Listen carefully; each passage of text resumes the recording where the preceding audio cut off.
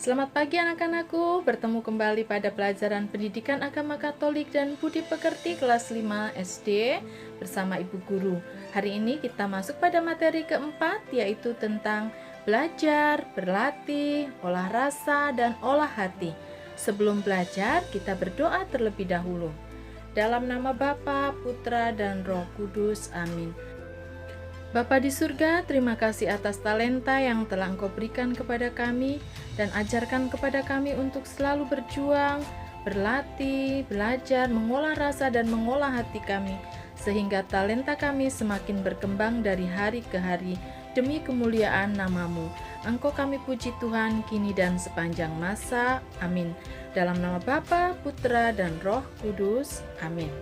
Anak-anakku yang manis, perhatikanlah tokoh-tokoh di depan kalian, seperti Agnes Monica, Boas Solosa, pemain biola. Nah, mereka memiliki talenta yang luar biasa. Sebelum mengenal talenta, kita pahami dulu apa itu bakat.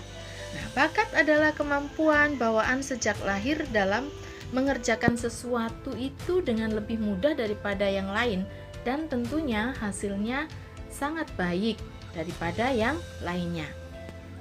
Setiap manusia dianugerahi berupa bakat umum dan juga bakat khusus.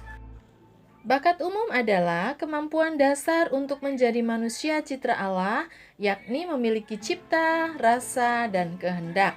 Sedangkan bakat khusus adalah keterampilan-keterampilan khusus atau intelijensi khusus untuk saling mendukung bakat umum, seperti bakat bermain musik, olahraga, bahasa, dan sebagainya. Bakat umum dan bakat khusus harus kita kembangkan agar diri kita menjadi manusia dewasa dan berguna bagi semua orang. Jadi bukan hanya untuk diri kita sendiri, tetapi juga bisa mengembangkan bakat itu untuk kebahagiaan orang lain atau sesama. Bakat khusus akan semakin berkembang dengan bantuan guru, orang tua, pelatih, tenaga ahli, dan siapa saja yang mendukung untuk peningkatan bakat atau talenta kalian. Untuk memahami arti bakat, kemampuan, dan talenta, mari kita bersama-sama membaca dari Injil Matius bab 25 ayat 14 sampai 29. Perumpamaan tentang talenta. Suatu hari, ada seorang tuan yang sangat kaya. Tuan itu akan pergi ke luar negeri.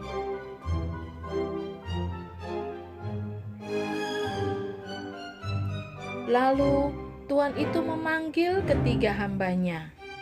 Tuan itu akan memberikan hartanya. Hamba pertama diberikan 5 talenta. Hamba kedua diberi 2 talenta, dan hamba ketiga diberi 1 talenta. Tuan itu mempercayakan talentanya sesuai dengan kesanggupan masing-masing hambanya.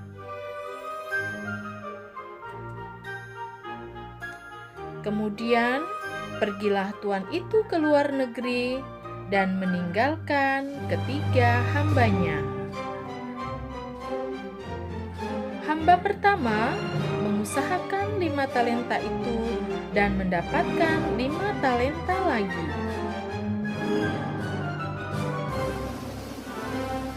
Hamba yang kedua mengusahakan 2 talenta itu dan mendapatkan 2 talenta lagi.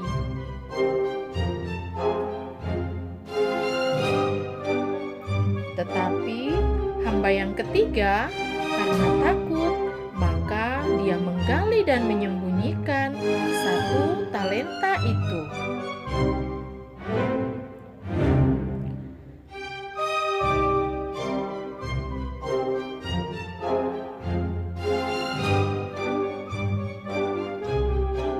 Suatu hari, tuan itu kembali pulang dan akan mengadakan penghitungan dengan ketiga hambanya.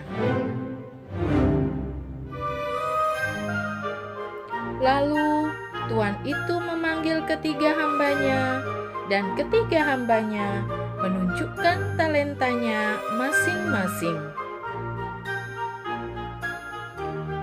Tuan itu memuji hamba pertama Dan kedua, karena telah setia dan memberi talenta lagi yang lebih banyak.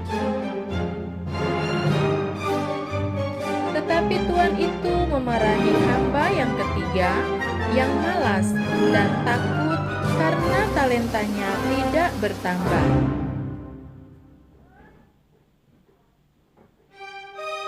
Tuhan itu menghukum hamba ketiga yang tidak berguna ke dalam penjara yang gelap.